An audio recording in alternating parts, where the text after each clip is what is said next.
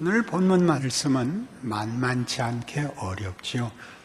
인류의 보편적인 죄상을 나열하고 있기 때문입니다. 우리 이것이 역사요, 현실이라는 걸 알고 있습니다. 역사는 이 비극으로 점철되어 있고 인류 역사는 한 걸음도 향상되지 않고 있습니다. 계속 새로운 것에 정신을 팔게 해서 쫓겨가고 있는데 모르고 있습니다. 자동차 타는 맛에, 비행기 타는 맛에, 명품 가방 드는 맛에 잊고 이 비극을 되풀이하고 있습니다. 삶을 부정하거나 비난하자는 것이 아니고 진지하게 연구한 역사학자들이 공통적으로 내놓은 이 결론을 음미하자는 것입니다. 역사는 의식이 없다. 무슨 역사는 정신이 없다 보다 더 간 거죠. 정신, 의지, 목적 말고 의식, 감각이 없습니다. 그러니까 우리가 어떤 고급한 경지에 이르면 다 인간이 하는 어떤 업적이든 운이 있어야 된다는 걸 인정합니다. 그렇죠? 정상급 고수가 되면 어떤 승부에서나, 어떤 학문적 성취에서나, 어떤 발명에서나 어떤 운이 있어야 된답니다. 거북이 등을 보고 발견한 육면체의 유기화학, 그런 어떤 뭐가 우연이라는 것이, 우연이란 말 그대로 목적을 가지지도 않고 의도하지 않았던 어떤 것에 부닥쳐 만들어낸 기적들이죠. 그러니 우연히 작용하지 않는 곳에서 우리가 만드는 것은 이런 성경이 제시하는 바와 같이 역사 내내 증언된 것 같이, 오늘날에도 있는 것 같이 불안과 공포와 혼란과 체념과 후회들로만 묶여 있습니다. 여기 있는 오늘 본문의 가장 중요한 인용들 10절 이하에서부터 18절까지 인간이 어떤 존재인가를 성경이 굳이 이렇게 지적하지 않아도 우리의 삶 속에서 봅니다. 한눈 팔면 뒤통수 맞는다는 걸 다 알고 있습니다. 믿을 수 있는 사람은 아무도 없습니다. 그러나 모든 걸 준비하고 나갈 수는 없습니다. 그 체념과 도박과 그 자폭 속에서 하루하루를 살 수밖에 없지요. 그러니 우리 모든 믿는 자들이 늘 소원하는 것 같이 세상은 믿을 수 없으나 하나님은 믿을 수 있으니 하나님 어떻게 좀 해주십시오가 기독교 신앙의 중요한 관문이 되었습니다. 그것은 본질도 아니고 목적지도 아니고 관문이 되었죠.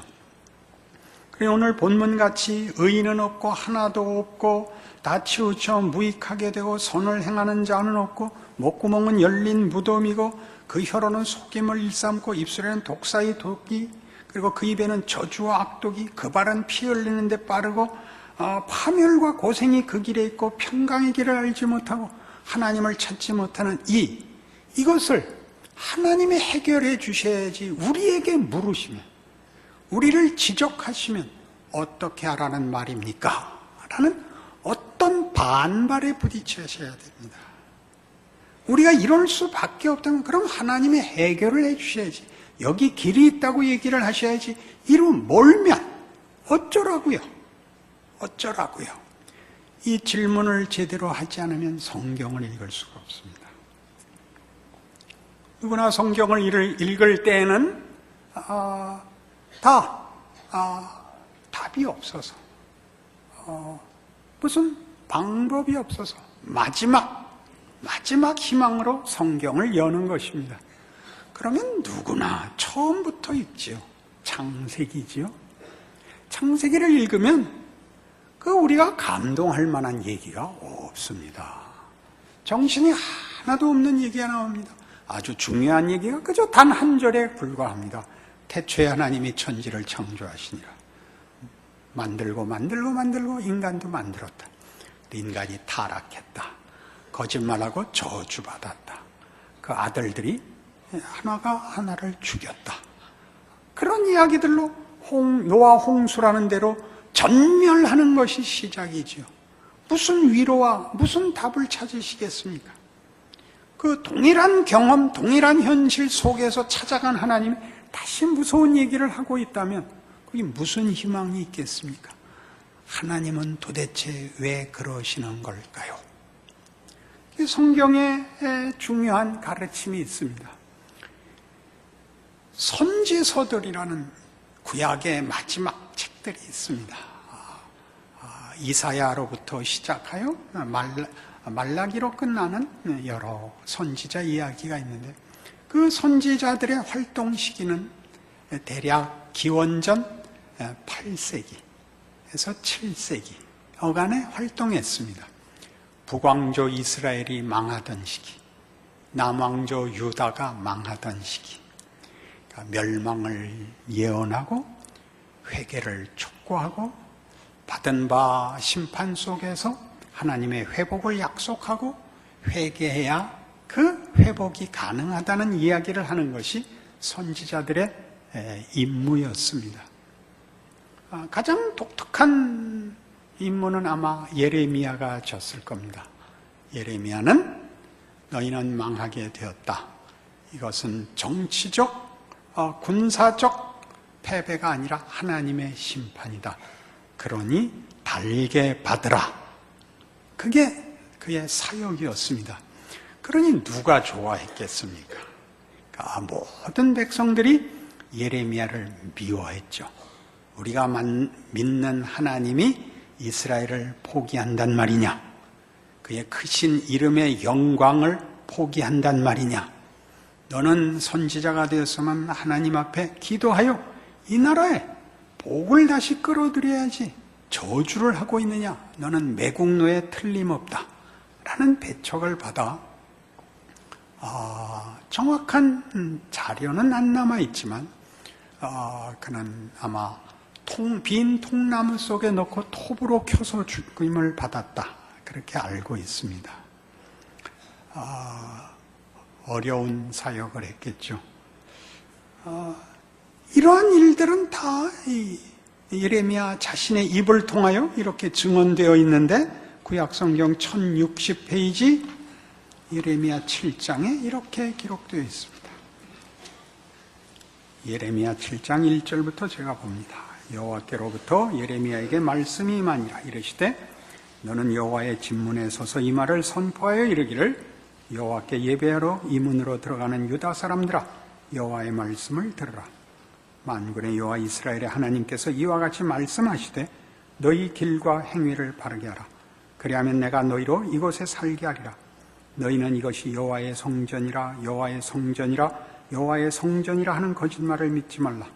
너희가 만일 길과 행위를 참으로 바르게 하여 이웃들 사이에 정의를 행하며 이방인과 고아와 과부를 압제하지 아니하며 무죄한 자의 피를 이곳에서 흘리지 아니하면, 다른 신들 뒤를 따라 화를 자초하지 아니하면 내가 너희를 이곳에 살게 하리니 곧 너희 조상에게 영원 무궁토록 준 땅이니라.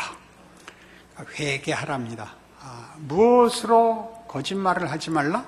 성전을 짓고 제사를 드리는 것으로 거짓말을 하지 말라. 정당한 정의를 시행하라. 이웃 앞에 공의를 행하라. 이렇게 되어 있습니다.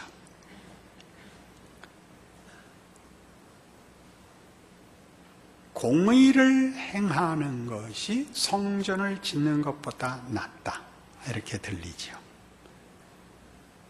성전을 지은 것이 하나님과의 관계의 정상화를 상징하는 것이라면 공의를 행하는 열매는 당연히 나타나는 증상이다. 그렇게 얘기하는 것입니다. 우리 이전에 요한복음 15장 포도나무 비유를 들어 포도나무에 붙는 것이 제한이냐? 제가 이렇게 물었습니다. 포도나무 가지가 포도나무에 붙는 것이 속박이냐? 아니죠. 그러면 거기에 맺히는 열매는 줄기에 붙어있는 현상입니다. 결과이기보다도 줄기에 가지가 붙어있는 증상, 현상이 뭐냐?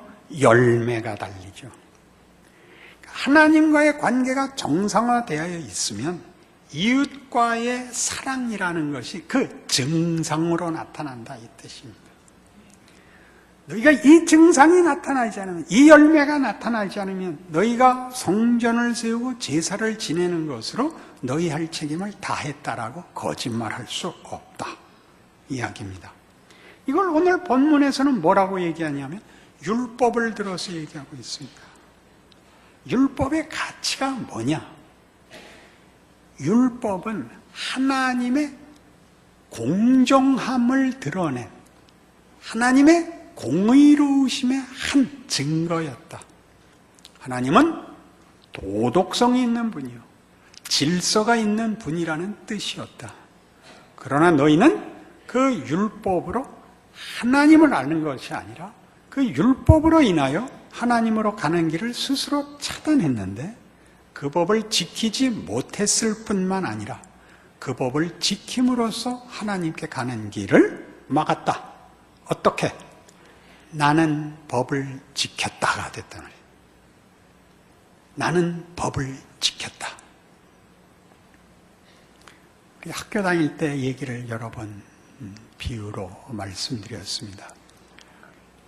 밤을 새워서 공부한다라는 뜻을 아시죠?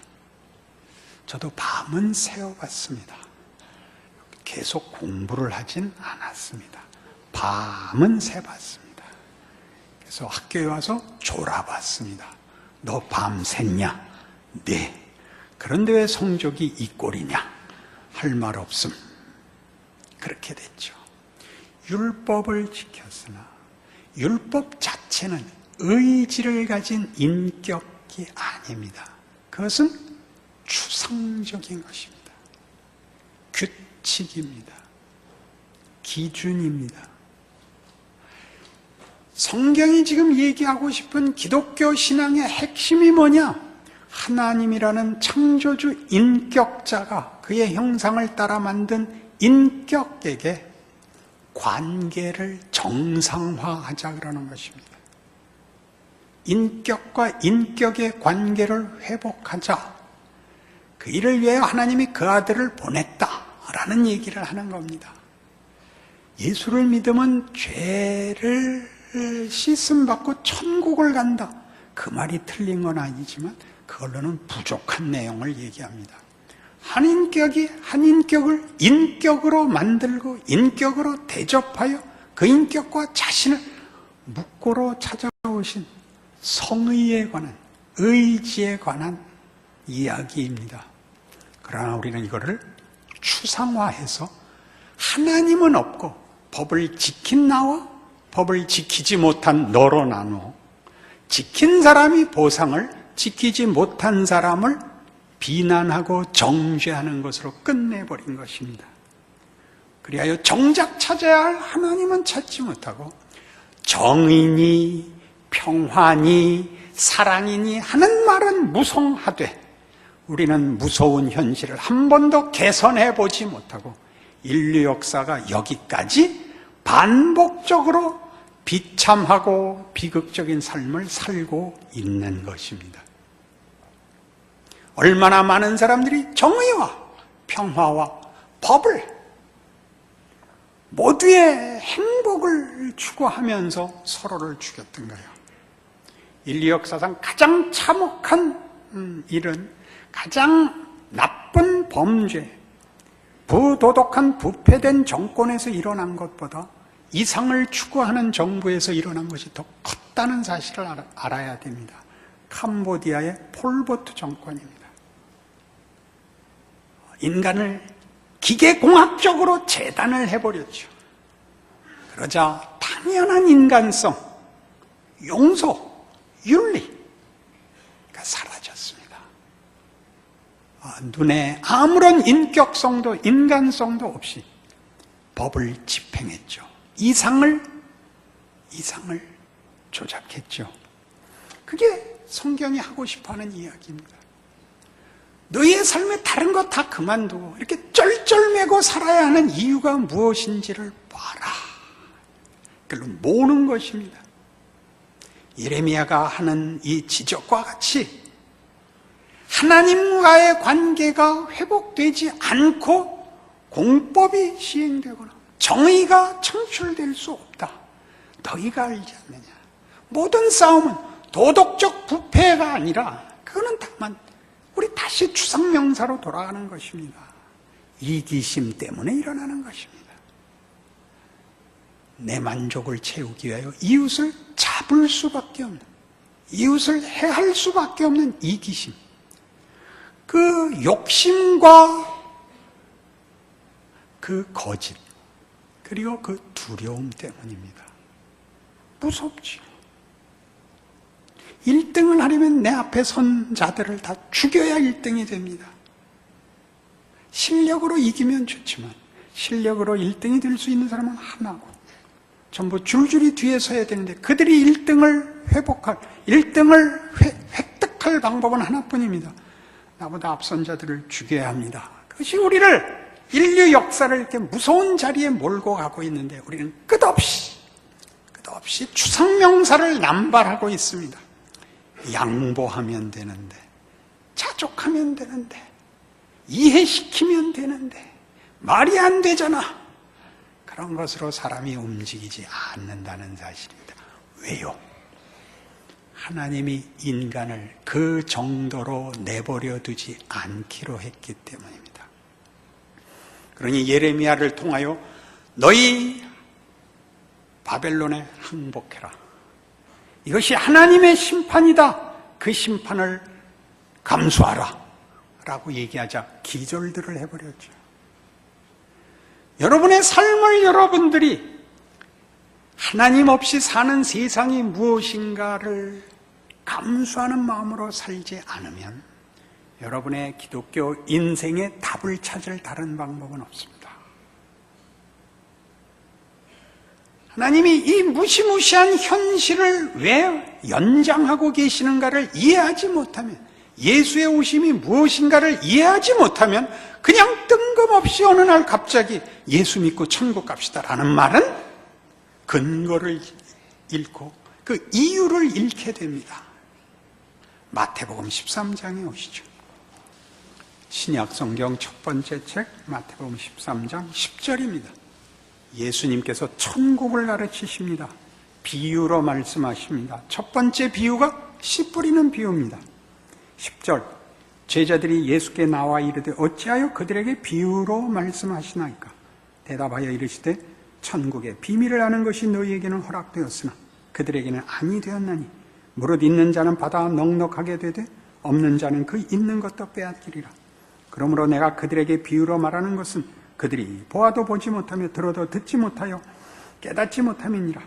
이사야 예언이 그들에게 이루어졌으니 일렀으되 너희가 듣기는 들어도 깨닫지 못할 것이요 보기는 보아도 알지 못하리라. 이 백성들의 마음이 완악하여져서 그 귀는 듣기에 둔하고 눈은 감았으니 이는 눈으로 보고 귀로 듣고 마음으로 깨달아 돌이켜 내게 고침을 받을까 두려워함이라.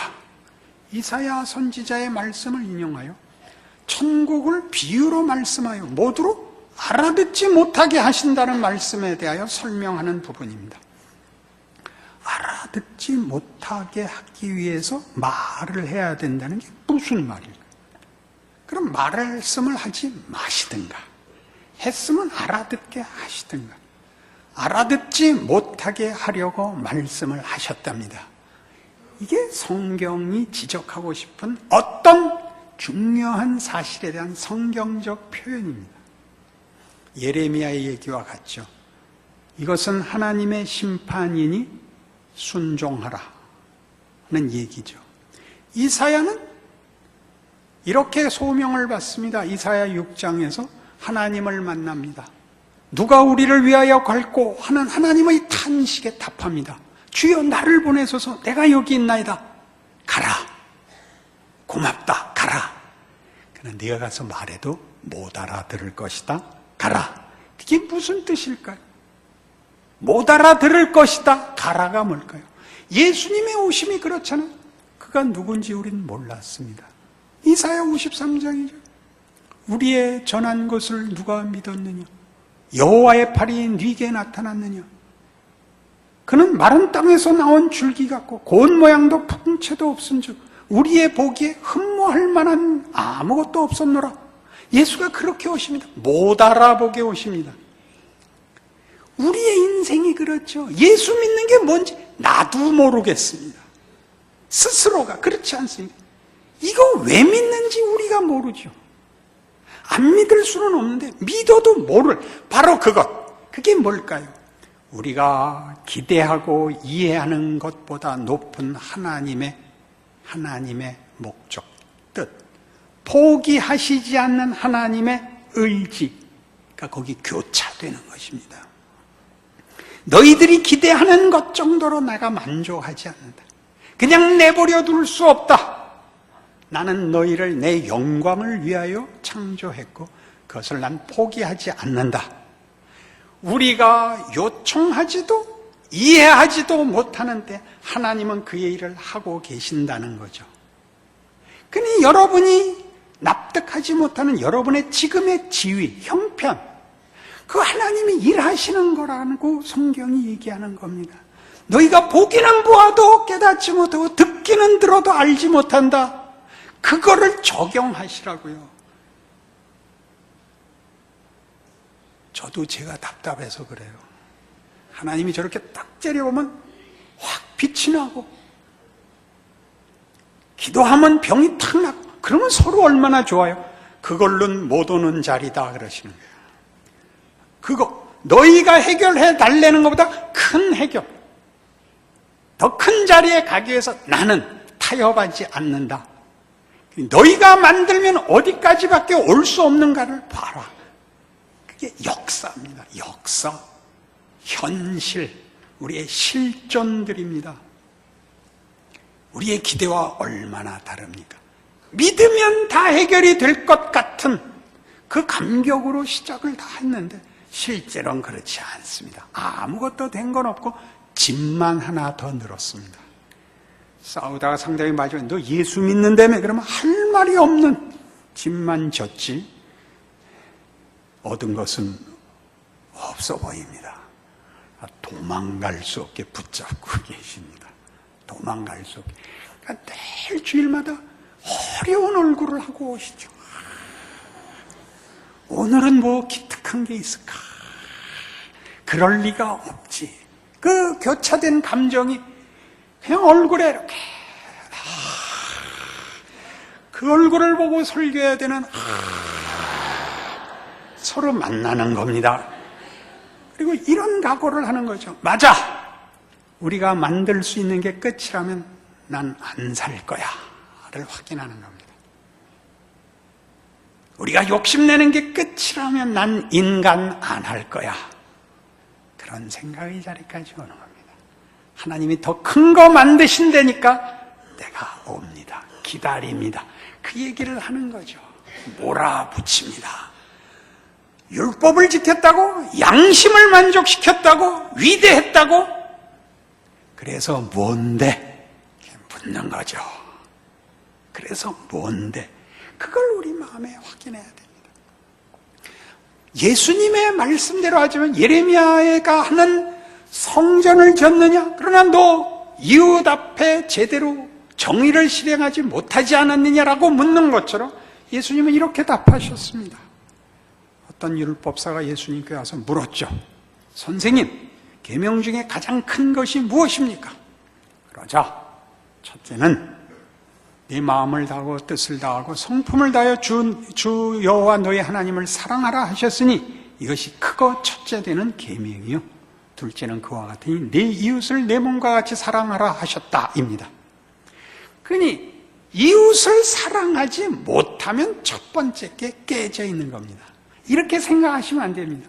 이웃을 사랑하면 하나님을 사랑하는 결과가 생기거나 조건이 되지 않습니다. 이웃을 사랑하지 못하면 첫 번째 게 안 됐다는 뜻입니다. 용서에 대해서 그렇게 얘기했죠. 용서란 용서를 받지 못하고 용서를 알지 못하면 할 수가 없습니다. 그러니까 용서를 안 하면 용서를 못 받는 게 아니라 용서는 받아본 사람만이 하는 것입니다. 사랑을 해본 사람만 아는 게 아니라 하나님과의 관계가 정상화되어야 할 수 있는 것입니다. 당신이 예수를 제대로 믿는가? 신앙이 뭔가 물어보려면 이걸 물어봐라 그럽니다. 내 이웃을 사랑하는가? 그것이 우리 모든 비극이죠. 사랑을 하면요 억울하지 않습니다. 아시죠? 사랑을 하면 억울하지 않습니다. 하나님은 억울하지 않으십니다. 그 사실을 믿으십니까? 예수를 믿는다는 말이 무슨 말인지 알고 계십니까? 하나님은 억울하신 일을 하셨습니다. 우리와 타협하지 않으셨고 우리 모를 때 그 아들을 보내서 그는 비참하고 오해되고 고통과 수모 속에 죽어서 이제껏 인류 역사에 왜곡되고 있습니다. 세상은 심심하면 기독교를 욕합니다. 예수를 비난하고 우리가 뭘 잘못했다고요? 우리만이 보복을 하지 않기 때문입니다. 그러니 여러분의 신앙에 대해서 여러분이 물으셔야 합니다. 여러분이 예수를 믿는다고 하는 말이 무슨 뜻인지, 예수가 하나님의 뜻과 방법에 있어 어떻게 기가 막힌지를 아셔야 됩니다. 그러지 않으면 우리의 신앙은 힘을 가질 수가 없습니다. 하나님이 누구시고 무엇을 하시고 그분에게 내가 누구인가를 알지 못하고는 우리는 힘을 낼 수가 없습니다. 그렇지 않으면 다만 비명밖에 있을 수가 없습니다. 이게 성경이 하고 싶은 이야기입니다. 여러분의 현실을 보이는 세상에서의 왜곡을, 감추임을, 억울함을 예수께서 기꺼이 오셨던 것으로 해석할 수 없으면 어떻게 하루인들 견딜 수가 있겠습니까? 그렇지 않습니까? 그러니 누구에게 떠밀어 당신이 대신 답을 달라고 얘기해서는 안 되는 거죠. 왜 정치가, 왜 교육이, 왜 교회가 그러지 마시고 여러분 각자가 답을 얻으셔야 됩니다. 어떤 제도, 어떤 명분에 여러분을 또 넘겨서 보험을 탈 수가 없습니다.